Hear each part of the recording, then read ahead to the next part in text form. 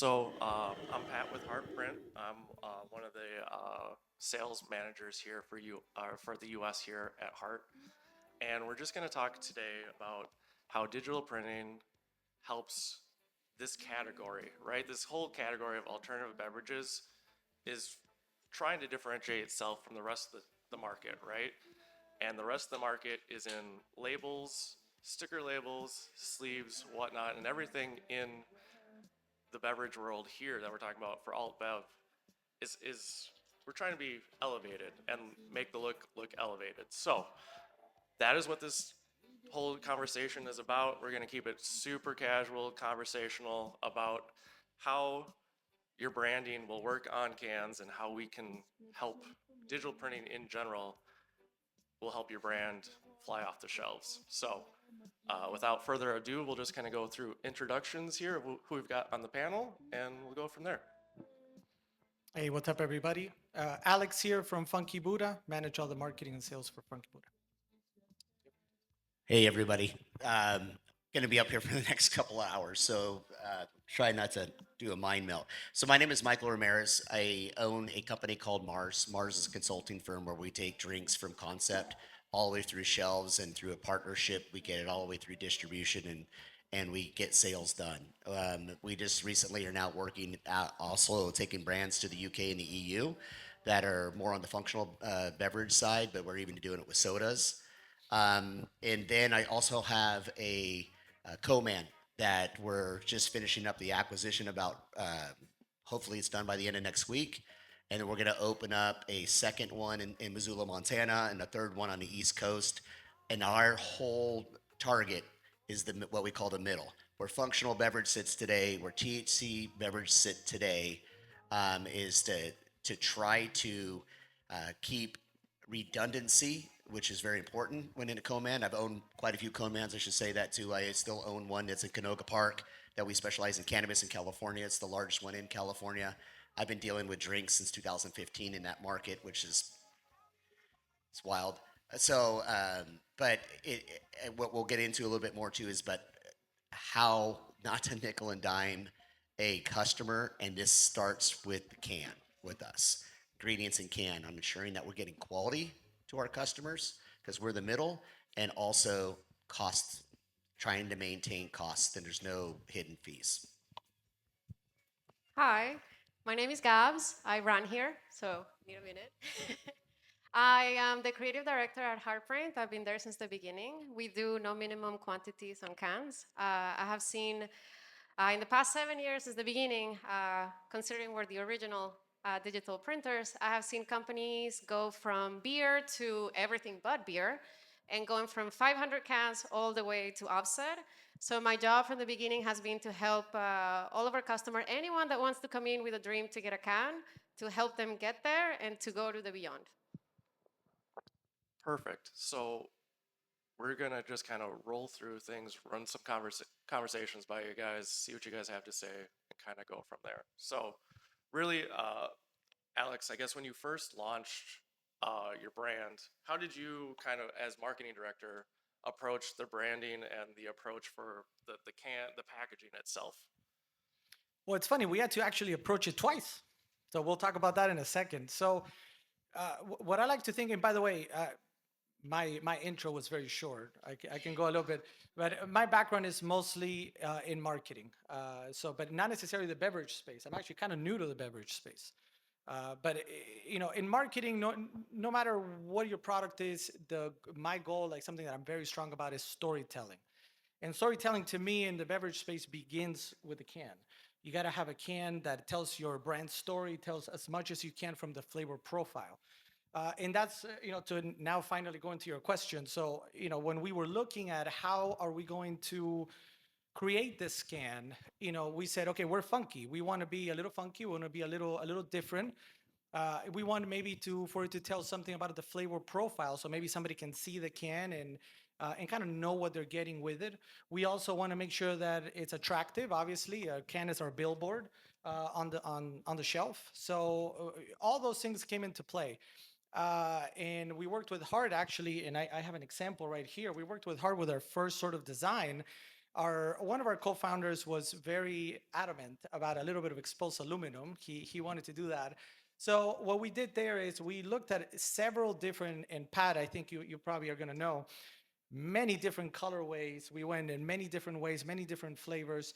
Um, and what we wanted to do was, again, go back. Can we tell something about be a little bit funky, be a little bit more cuisine forward, which is what our brand is all about. If you're not familiar with Funky Buddha, we're one of the largest craft breweries in Florida, and all our beers are very cuisine driven. One of our most popular beers is a maple bacon coffee porter. Has anybody had it? No? No? Not here, not here, but alternative beverages today. But yeah, so that's sort of what we're known for, and we started here. We wanted to make sure, when we're talking about branding and storytelling. In this space, we thought it was important for us to bring our brand forward, and we did so by obviously having our big brand at the bottom, make sure that everybody could see who we are and our logo. But what happened?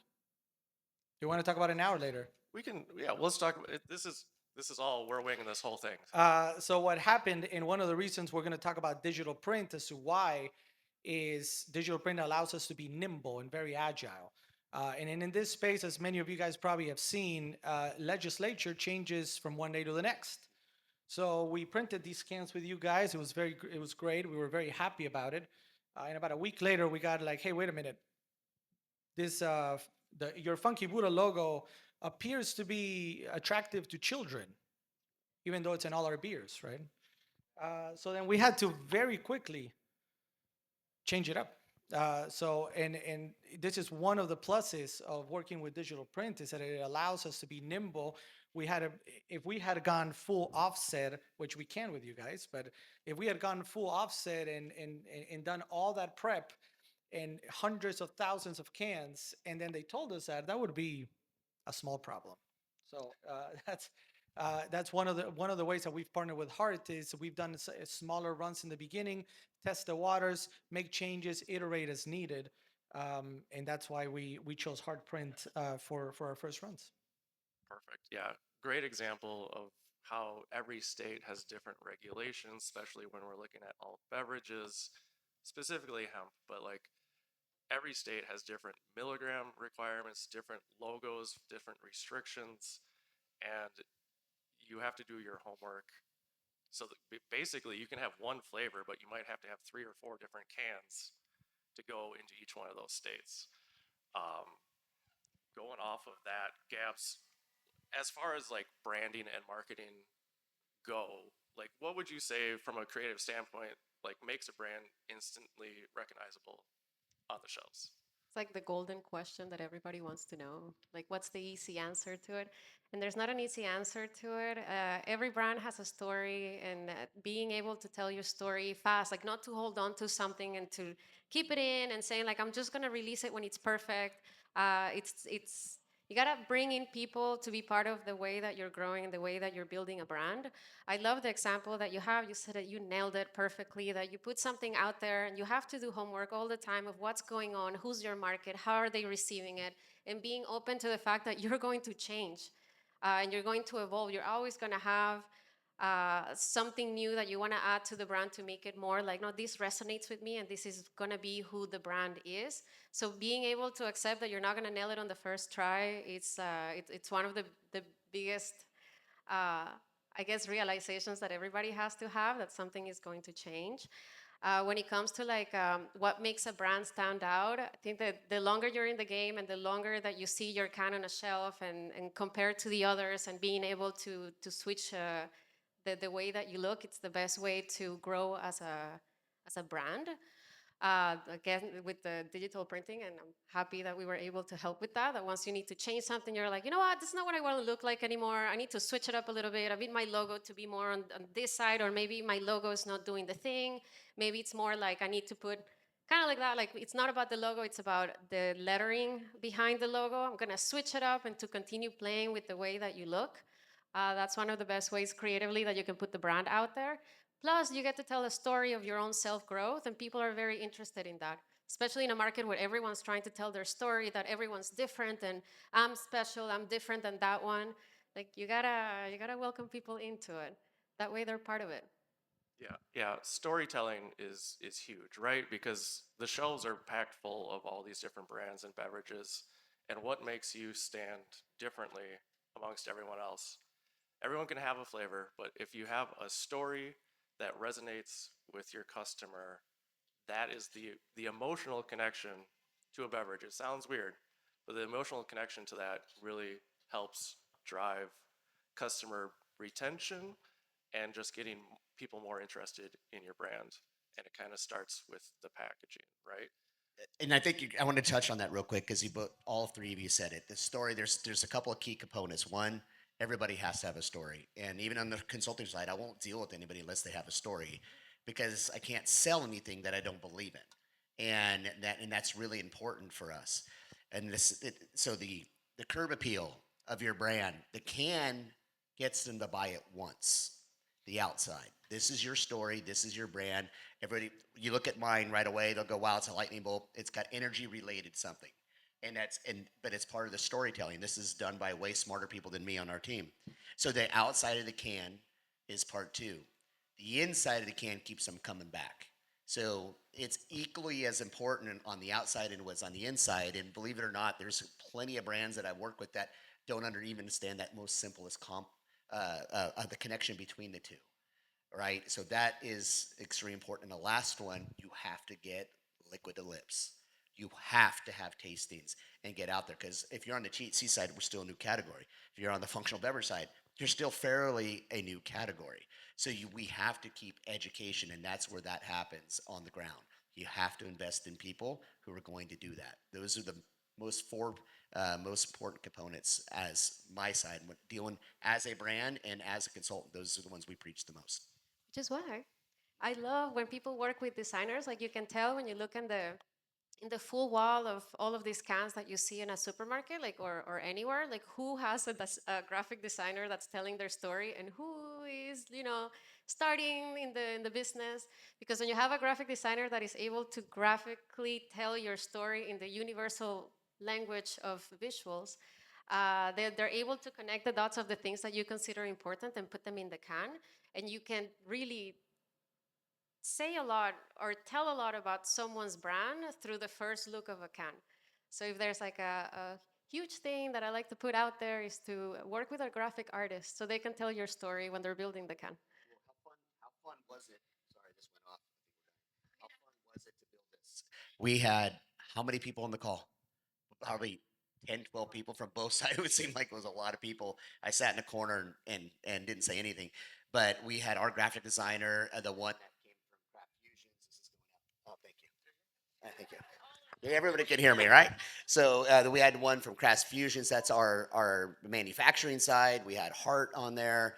Again, hits. We had a bunch of people on there, and the excitement about making this can for the show, which everybody has it in their bag.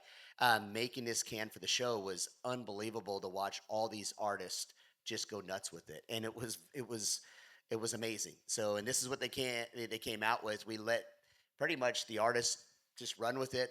Don't even have to ask questions. I was happy in the first rendition. This is, I don't know, the third or fourth, and everybody, it just came out amazing. But trust in those graphic designers. I Yeah, mean, we they got are nerdy with amazing.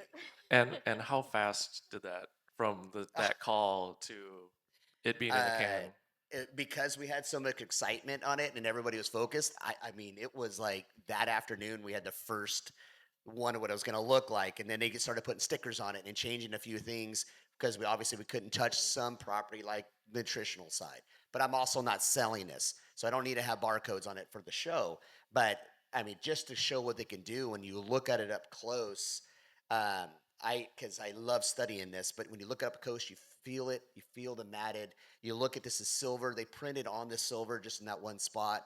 It's just unbelievable what they could do. And heck, we had it all done at the end of that week when we first started talking. I think it took longer for us to fill the cans than it did to design the cans.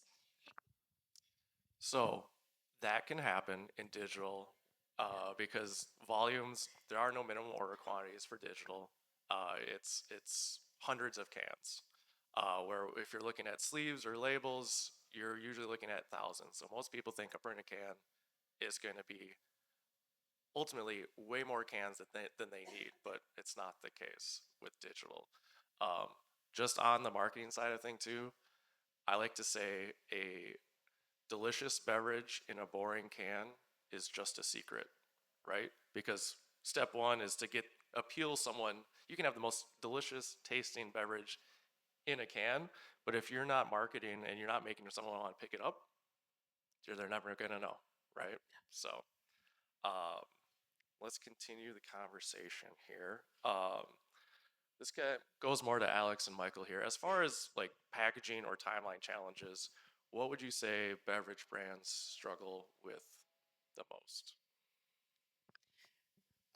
So I'll go to MOQs. MOQs are, when it comes to packaging, are always the toughest. MOQs control a lot.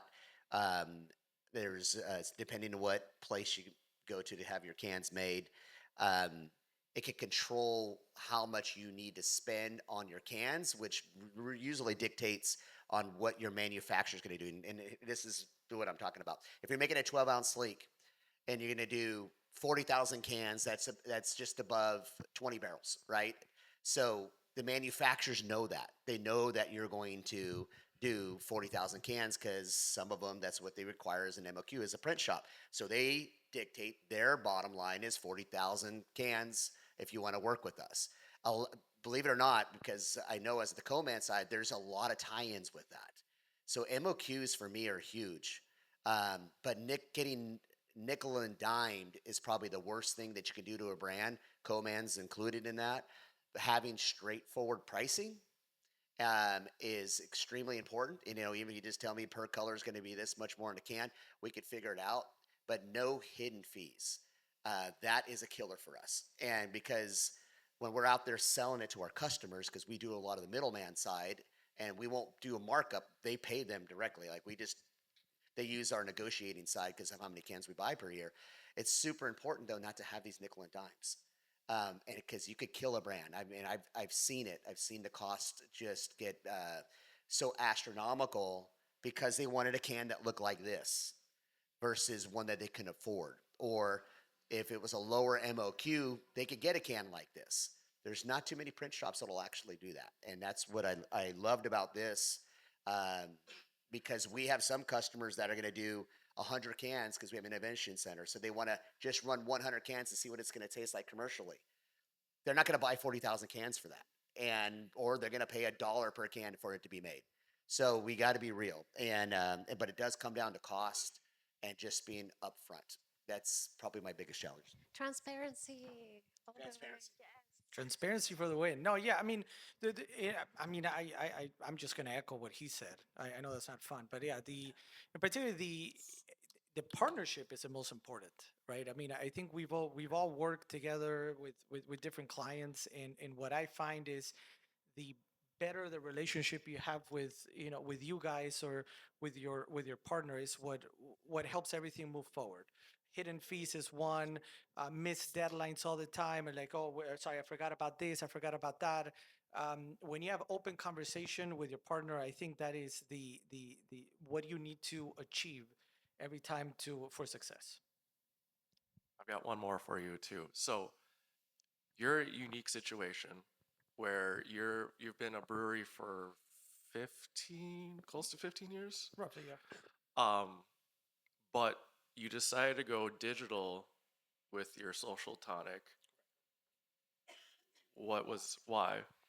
Well, good question. As with everything, I think not every product is going to be in a different lifestyle cycle, right? So, for example, our the beer that we make, many of you guys maybe have tried Floridian or Hop Gun. We do that by the truckloads and the truckloads and the truckloads. So, yeah, there it makes sense. That doesn't really change unless there's a rebrand, which maybe one soon. But it is what it is. It's a quantity item too, right? So those we're gonna go offset. Here, for example, we knew the legislature wasn't quite up there. There were many things flowing. I mean, we had to change the size of that logo because certain states required it. So we knew a lot of things were up in the air. So we said it's better This allows us to iterate and create different versions as we need to. And this is also where this product is at for us. We're learning, we're just launching, we're making changes. We had to make changes from a legislative perspective, but also with this, we plan on doing smaller drops and more frequent. So digital print allows us to do that as well, as opposed to offset. We're not going to do that. And we do, for example, for our beers, we also do, frankly, like we get shiners and just labels. But this looks nice. Right. It just gives it a different look, right? Um, as far as this kind of goes out to everyone now, as you're looking, it kind of goes off the volume thing. As you're looking to scale, what would you say is important in choosing partners that can scale with you, whether it be digital, offset, and everything like that? What do you look for particularly? I mean, I go back to the life cycle of the product and where we're at with that particular product. The beauty, for example, is, and hopefully this happens, right? But we started with digital print, small quantities. Let's make sure everything is fine. Legislature, then, let's imagine everything is set. We're done. All right, now, and we're doing well. We're moving a lot of product. Now we can maybe start talking offset. So that they're by helping us when something might be a little bit smaller, but then eventually scale up to offset and be able to do full truckloads and stuff. That is, that's sort of what we look for in a partner. How about you, Michael? I just actually had a question that popped in my head, and I wanted Let's. to ask the crowd because I remember the first time that I was learning about a printing. I didn't know the difference between offset and digital print, and I just want, if we can, Yeah. to make sure we're I, clear with that, and because that makes a big difference when we talk about that. All going back to MOQs. I think that's extremely important because when we talk about certain ones that are 200,000 can MOQ to buy that. And yeah, I can get it at a great deal by buying 200,000 cans. I'm going to spend a significant amount of money in storing all those cans, the ones I don't use, because I'm not ready to use them. So does everybody understand the difference though between the two styles of print? Can you explain that since you're the print folks? You probably do better yeah, than me. Gabs, do you want to jump in on? Digital versus offset 101, I guess. For everybody, I feel that in the trajectory of the can industry, everybody's kind of goal should be to get to offset. That means that you nailed your can, you've nailed your design, and you've nailed your market, your branding, your story, all of this stuff, and you're able now to pay your $3 grand for a plate. And if you make a spelling mistake, you gotta get a new plate, type of a thing. So that's like the offset universe when everything is locked down and ready to go. But digital printing is different because we don't have plates, we don't have any of that stuff. We do CMYK printing, so you basically have the printer that you have in your office, but on steroids, basically, because you're printing on a rotating can. You have no minimum colors. You can make as many changes as you can, as you want. If you have, in this new industry of the health industry and the AltBev industry, that things are changing all the time because it's brand new of a couple of years ago. So kind of like you say, like that little symbol, it needs to go from here to here. And it could be like millimeters, like very, very small changes, but you got to do it or else they're not going to allow it. So that's something that you can do with digital because you don't have to pay for a plate. At the same time, when you're kickstarting something, you're new in the game and you're new in the brand, you can play with colors. You can put as many colors as you want. You can change the front, the side, the whatever until you feel like you have a concept that's perfect and good and solid, and you feel good that you can take it all the way to truckloads and truckloads of cans. Also, with digital, you have no minimums. So you can print even at least at Hardprint 2 that if you want to have one sample of your can, you can order so and you can get one can. Versus you want to get to 500 cans, 10,000 cans, 500,000 cans, 100,000 cans, and then like go off and beyond. So that's like the cool thing about digital versus offset, but we do kind of work together because our goal is to make sure that you guys figure out the solution to take it all the way there. And we make it very easy in that sense. It, Yeah, I yes. mean, I'd be willing Go to ahead. bet people have had a digital can in their digitally printed can in their hand they didn't know. Um, that's kind of the ultimate idea is that the average consumer doesn't know the difference, but your minimums are way lower. Um, Also, I don't know how deep we want to get into offset, but you're limited to colors with offset. There's only 6 colors when you're buying these by the truckload, hundreds of thousands of them. The the the counter to that is you're limited to 6 colors. So if we're in the THC world and you have to have all the regulatory symbols on there, you've got black, you've got yellow, you've got red, you've got white. That's 4 colors. So you're limited down to 2 other ones that are free to use in That's for offset. plates too. Yeah. Like every color is a plate. So you gotta figure out your plates before you get all the way there. Yeah. And it gets expensive fast when we talk about the two different styles. But what I would love about this style of print is just what she said is we're on the THC side because we have a lot of different types of brands in here, right? We have functional, we have soda, we have I could see some eyes in here that I know and obviously we have a lot of THC going on. It changes so much. It changes per state. It could change so often. But you know what else? Bless you. But what also happens is you are just figuring your brand out. And as you grow, you're going to change colors. You're going to change something, and your eyes going to catch. You're going to see something else, and you're going to want to have those options. And that's what's brilliant about this type of printing is I can make all those changes. I can make the changes for next batch, and then the batch after that, I could change it to something else, just so I could find where our brand is. That piece that is so important. I can't express that. Yes, when you get to the other ones, you have to buy plates, and you're only limited to 6 colors and you're making a lot of drinks at that point. You know, it's a minimum of 200,000 cans you have to purchase per SKU, which is significant. This gives you a ton of flexibility as you grow and to figure out who you are. And even like it gets really good too. Like we've seen companies that have gone to offset and you figure out your math and your liquid and then you go all the way there. And then you want to still have that freedom of like, oh, well, maybe I want to try peach. So then you come back onto digital printing to try a new recipe and put peach out there and see like what the market wants. And then you're like, this is pretty dope. And then bring it all the way to offset. So it's like a freedom that you have to like keep experimenting and creating drinks and creating things and having fun with it. At least hard print is freedom, I find, for cans. Go ahead. Yeah. You, me, You who? you Yeah, okay. you're the OG of digital printing. Hard print started 7 years ago, maybe 8 at this point. Time is time. It's about 8 years ago this year. We are the originals. We brought it to North America. Uh, when I started, the three co-founders have found the technology and they brought me in and I was like, this sounds like funny, but it is actually true. And now we're here 8 years later with this thing. So it's only 8 years old. We're still figuring out a lot of things, but we love seeing how the market has changed and to like evolve with it. It's been exciting, really. Yeah. I think one of the things when you look at the evolution of our industry, drinks, just say beverage as general, who's everybody here seen stickers on cans? Everybody here seen sleeves on cans. It's very difficult to tell the difference between this and the other style of printing, except for this is much more colorful. Just count more than 6, you're going to know what it is. It's digital printing.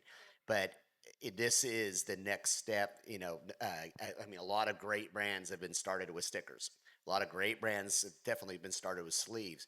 I probably sleeved more of the canned drink than anybody else in California because we did everything for them for years, and then I ran them into multiple states, and watching it happen, and they're almost all sleeved for the longest time until they went to print, which wasn't that long ago. So but you guys can see the difference as a brand grows and the professionalism as that can change. They get a little bit more coin in their pocket. They're able to spend it more on marketing. This is marketing. No matter you look at it, your outside of your can is marketing. And that's what good money needs to be spent on that. Again, this will get them to buy it off the shelf. It's what you put inside is going to keep them coming back. Absolutely. So, just to kind of wrap up on everything that we're talking about, we've got lots of established brands, even in this room right here. I know we've got lots of very young brands too. Um, what if there's one piece of packaging advice to pass on to a young brand that's just figuring things out? What would you say it is? Tell a story. I think I'm big in storytelling in any marketing that I do, cans or whatever I've done in the past. Um, tell your story. I think that's the most important thing. What makes you unique? And if you can do all of that and make it flashy, catchy, and really eye popping, then you won. That's where we started with these cans and where we start pretty much with any can. What's the story we want to tell? In particular, here we started a new brand also, so it wasn't just an iteration of our beer cans.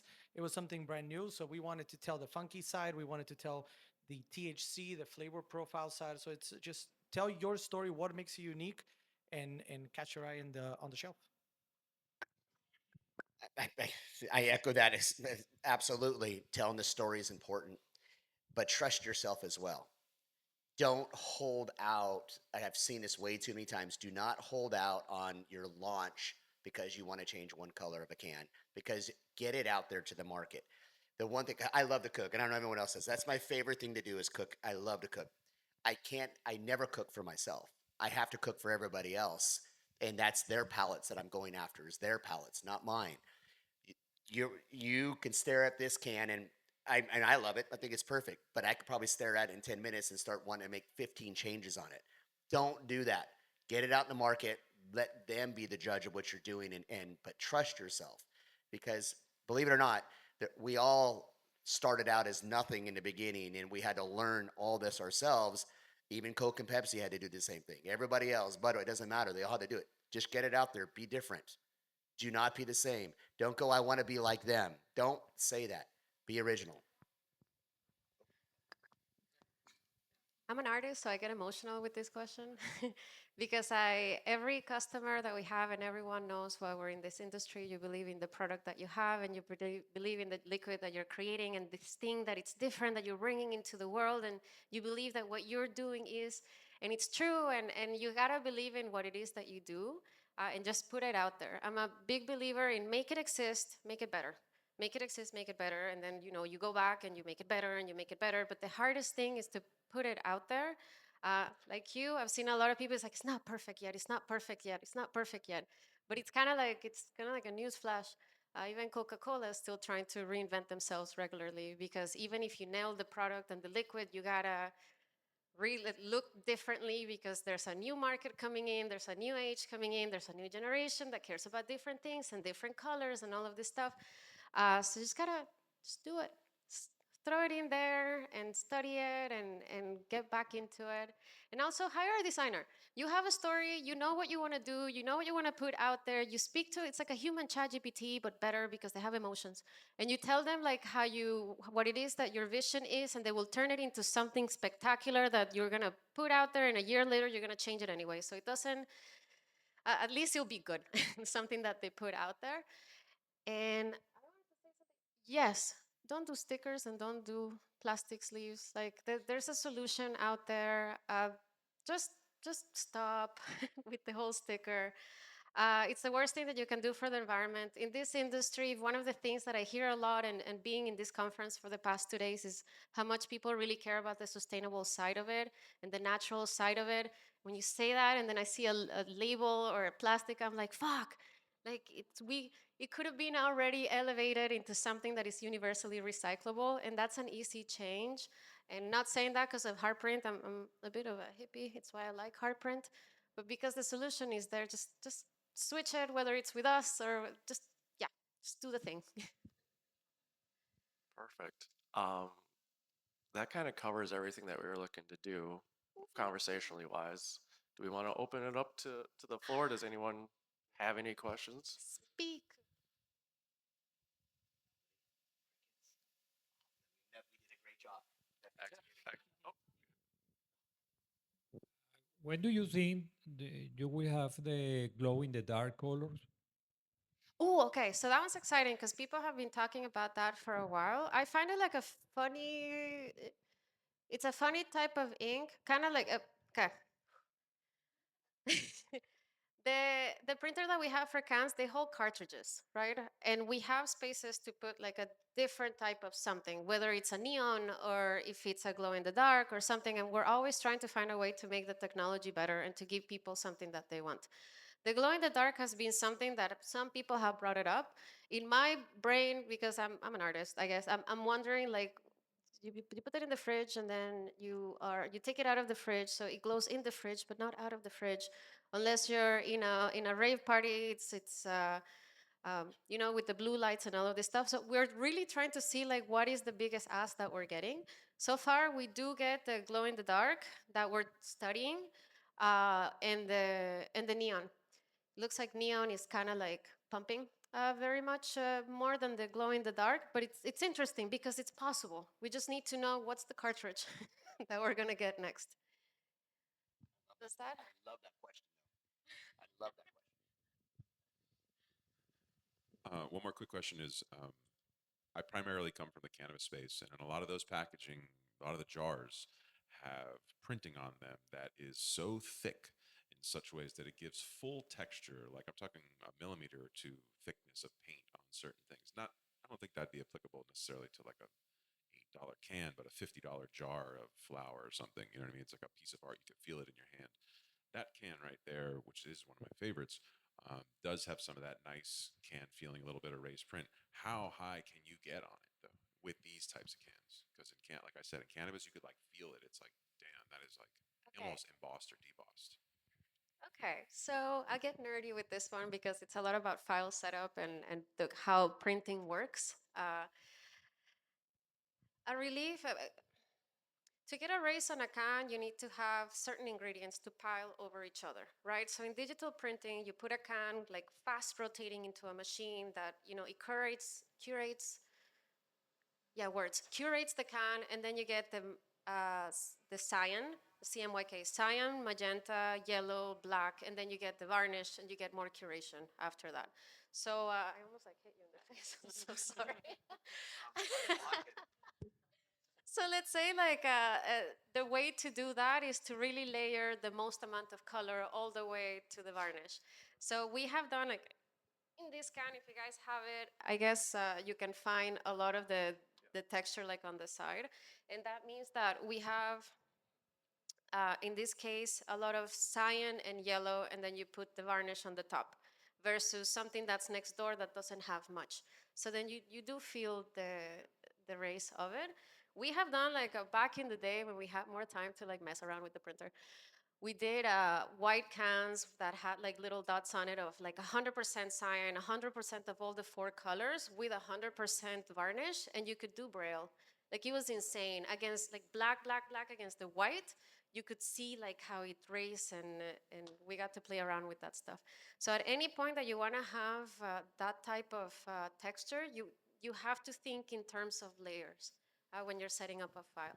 And if you need help, like we have a team. And dollars for each of those layers with the paint and everything and the processes and everything. But it is possible, is what you're saying, in terms of Yes. like you could 5x the feeling on that Yes. particular can. But there's limitations to it, of course. Like if you wanted to have a race on a white color, the math doesn't math type of a thing. You have to have like white is the base layer of the whole thing. So if you have already the white and you have color, even if I put the varnish, like you're not gonna, it's just not gonna math. It math, I guess. Word of choice.